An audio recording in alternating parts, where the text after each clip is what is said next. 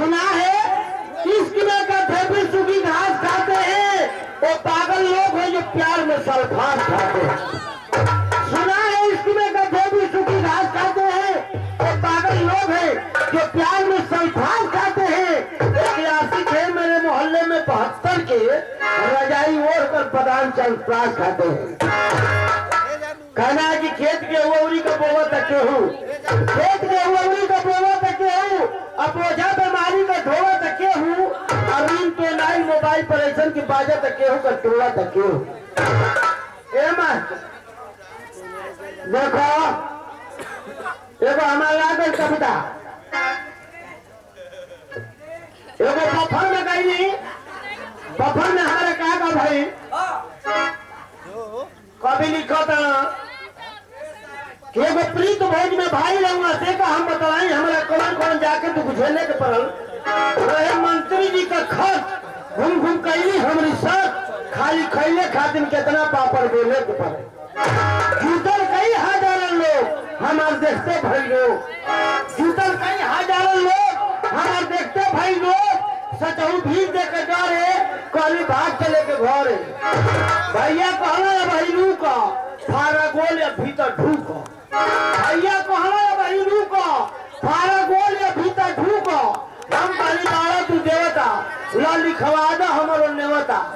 पहले पीछे से ढाकियावत जखनी ढेर लोग के आवत चली दाएं बाएं हेलन, लेकिन ऐसा आदमी ठेलन हो गई 1 बीघा आगे लोग लगन निहुरिए भागे गिरल गेट टूट के ओकरे ऊपर हेले के पड़ल आ खाली खैले खातिर के कितना पापड़ बेले के पड़ल। जब बफर में अंदर गई मास्टर तो रखल रहे प्लेट सजा के, रखल रहे प्लेट सजा के, लोग भागे लगल उठा के, कहीं सब्जी कहीं पूरी कहीं पुलाव कहीं तंदूरी, जे परिया रहे थकियारे जे लमहर रहे उपारे, जे परिया रहे थकियारे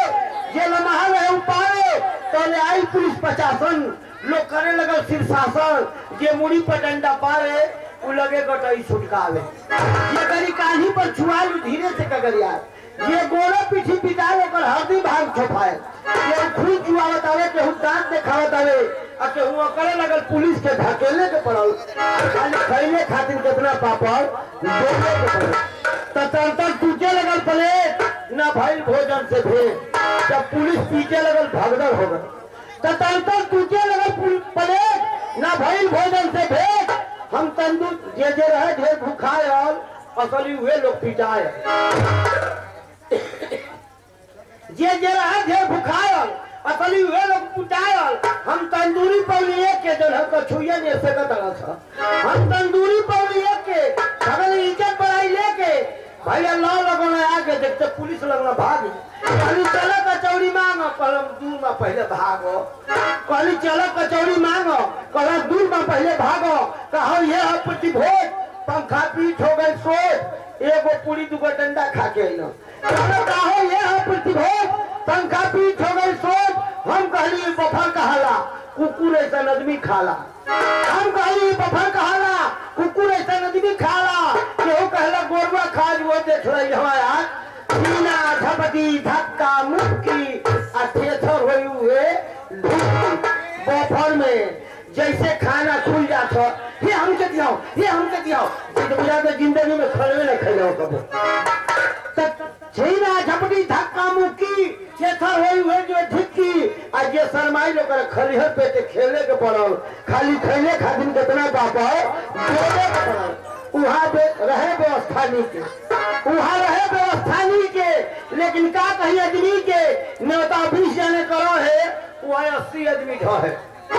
न्योता 20 जने करो है वहाँ 80 आदमी ढो है। कुछ लोग सुने गाना लेकिन खाए लगल खाना,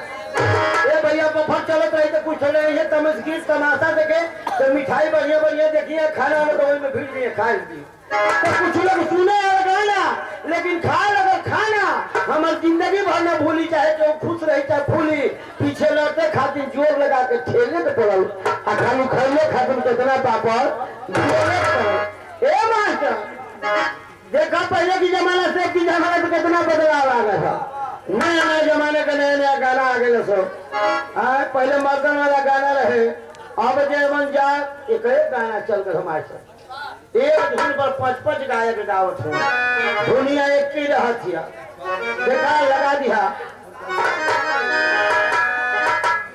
कहना है कि सुरती का खाना गंगा जी का नहाना मुर्गी का ताला तीनों एक ही समाना है।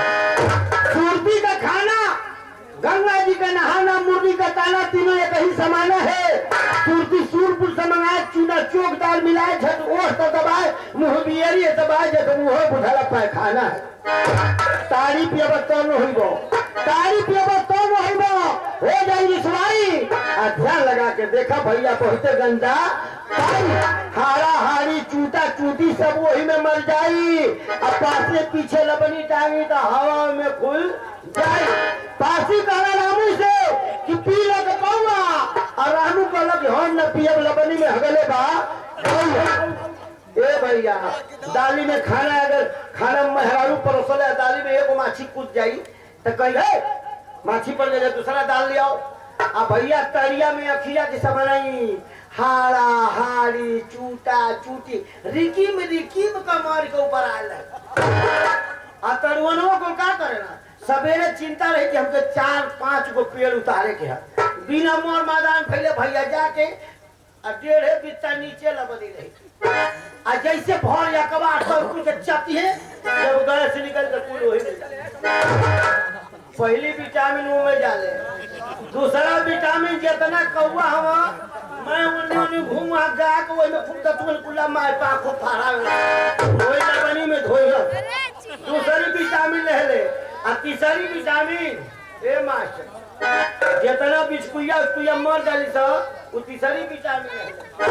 यही तरह भैया तरुहनों को क्या करिए गगरी में से जब लबनी में छाने थे तो कपड़ा लगा दे आ कपड़ा पर जब ये तना ले हारी हारा इकट्ठा हो जाई है